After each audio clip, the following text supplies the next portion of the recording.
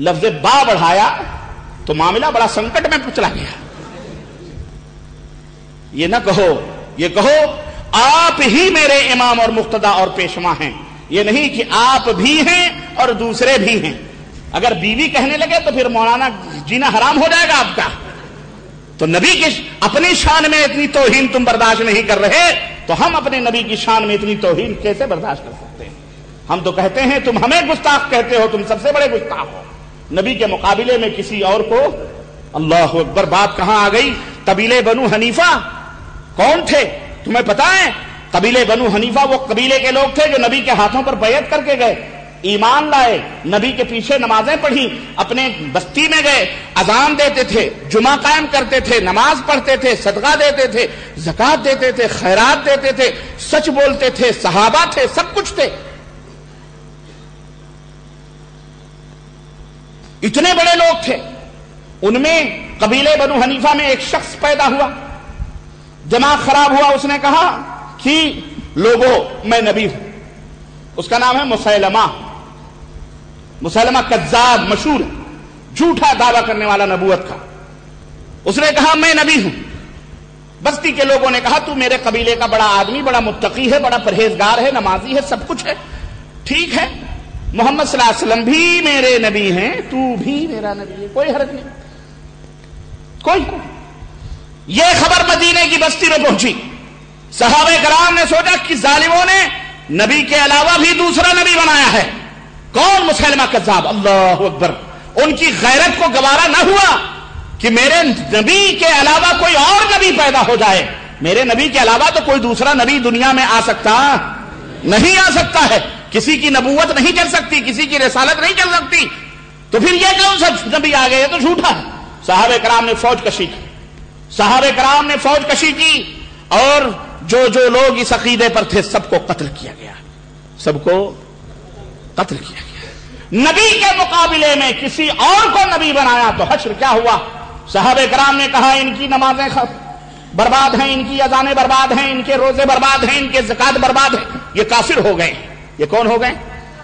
صرف نبی کے مقابلے میں کسی امتی کو لا کے کھڑا کر دیا تھا. تو نتیجہ تاریخ نے ہمیں بتلایا، سیرت نے ہمیں بتلایا، صحابہ نے اس کو برداشت. اور آج اگر ہوتے تو ان کا کیا حشر ہوتا اللہ ہی خیر جانے. جو نبی کے مقابلے میں نہ جانے کس کس کو لا کر کے کھڑا کیا ہے. نبی کے مقابلے میں کھڑا کریں تو یہ حشر ہو جائے، اور اللہ کے مقابلے میں جو لا کر کے ان بندوں کو کھڑا کیا ان کا کیا حشر ہوگا. اللہ اکبر.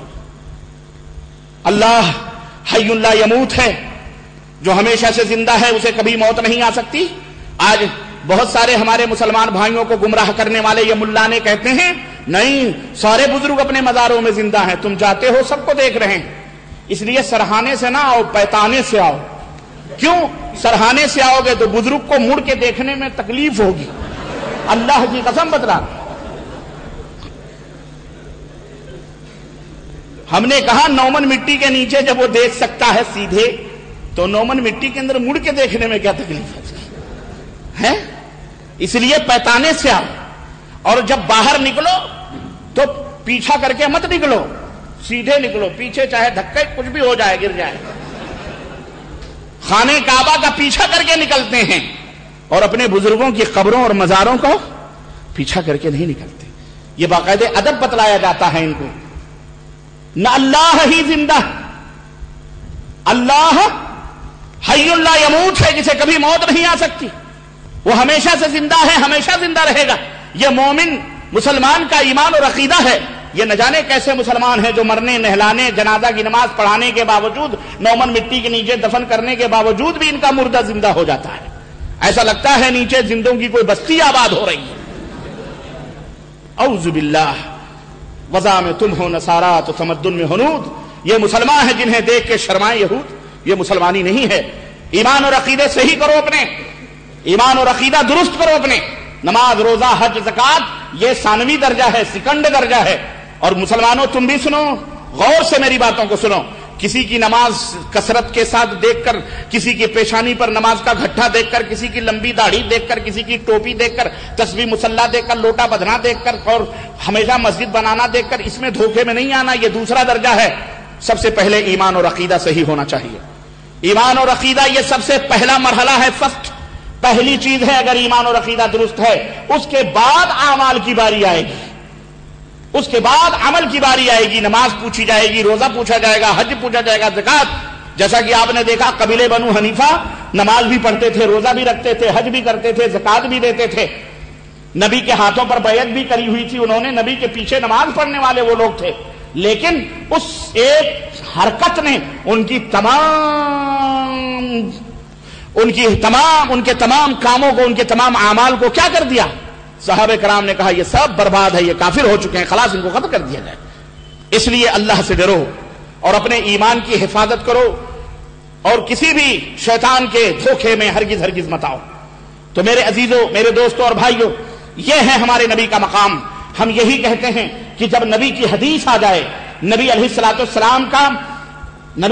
والسلام کی بات آ جائے تو ان کے مقابلے میں کسی اور کو پیش نہ کرو. ہمارے مفتی صاحب نے فرمایا ہے، ہمارے علامہ صاحب نے فرمایا ہے، ہمارے قبلہ نے فرمایا، ہمارے مرشد نے فرمایا، ہمارے بزرگ نے فرمایا ہے. وہ دیکھو ان کا تقویٰ، وہ اب ان کی کرامتیں شمار کرتے ہیں کہ اگلی گھما دی تو پھر ہوا کا رخ ہی بدل گیا، نظر کرم کر دیا تو بیٹا بیٹی کے انبار لگ گئے، فقیر تھا مالدار بن گیا، مقدمہ جیت گیا، یہ ہو گیا وہ ہو گیا. دنیا بھر کی کرامتیں جھوٹی سچی ملا الا کر کے اس سے ہمیں ڈراتے ہیں اور امت کو گمراہ کرتے ہیں.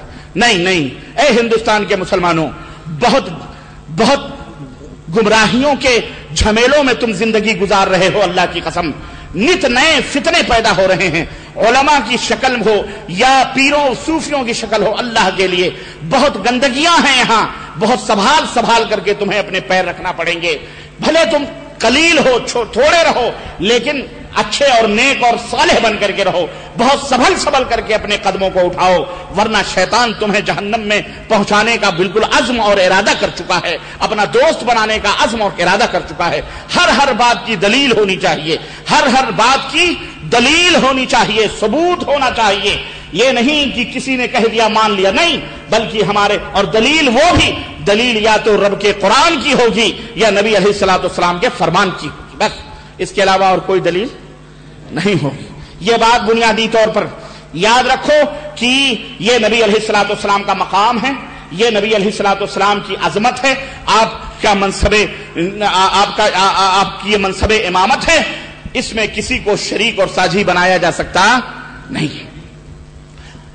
اس کی ایک چھوٹی سی مثال میں آپ کو دیتا ہوں، چھوٹی سی مثال دیتا ہوں. آپ سفر میں ہیں یا کہیں بھی، رات کا وقت ہوا، عشاء کا ٹائم ہو گیا، آپ نے گاڑی روکی یا کہیں ٹھہرے، آپ کو پتہ ہی نہیں کہ قبلہ کدھر ہے، آپ کو کس طرف نماز پڑھنی ہے آپ کو نہیں علم ہے.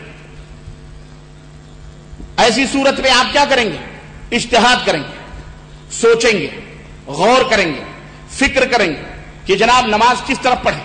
جس طرف دل مطمئن ہو جائے گا، غور و فکر کے بعد، اجتہاد کے بعد کہ اس طرف نماز پڑھنی ہے، آپ نے اس طرف منہ کر کے عشاء کی نماز پڑھ لی، آرام سے سو گئے. فجر کا ٹائم ہوا، فجر بھی پڑھ لی آپ نے، اور جب فجر پڑھ لی، فجر پڑھنے کے بعد تھوڑی دیر کے بعد سورج طلوع ہوا تو آپ نے دیکھا کہ سورج تو الٹے سمت سے شروع ہو رہا، یعنی جس کو میں نے قبلہ سمجھا تھا وہ قبلہ تو نہیں ہے، قبلہ تو میرے پیچھے ہے. میں نے جو نماز پڑھی، میں نے مشرق کی طرف منہ کر کے نماز پڑھی، ایسٹ میں نماز پڑھ لی، ہم نے تو ویسٹ کی طرف، پچھم کی طرف، مغرب قبلے کی طرف رک کر کے نماز پڑھنا تھی.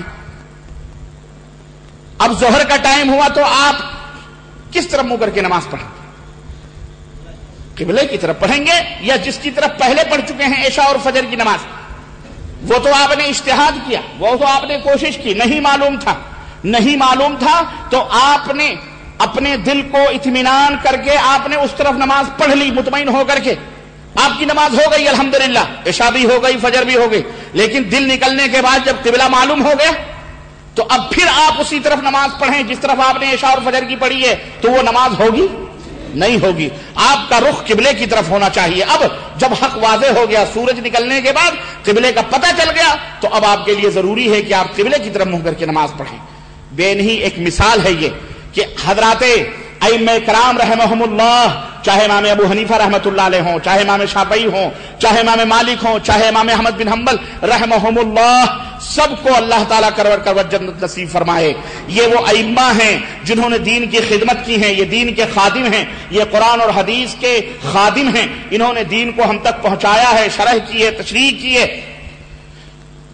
یہ پہلی اور دوسری اور تیسری صدی ہجری کے اندر یہ پیدا ہوئے، دوسری تیسری صدی کے اندر یہ پیدا ہوئے۔ اس وقت حدیثیں اکٹھا نہیں تھیں، کتابوں کے اندر تحریر نہ تھی۔ جن مسائل کو حدیث اور قرآن میں انہوں نے دیکھا، پایا، اس کو نوٹ کیا، اور جن مسائل کو قرآن و حدیث میں ان تک نہ پہنچی وہ حدیثیں، تو انہوں نے ان مسائل میں اجتہاد کیا۔ انہوں نے ان مسائل میں کیا کیا؟ اجتہاد کیا۔ اجتہاد یعنی جد و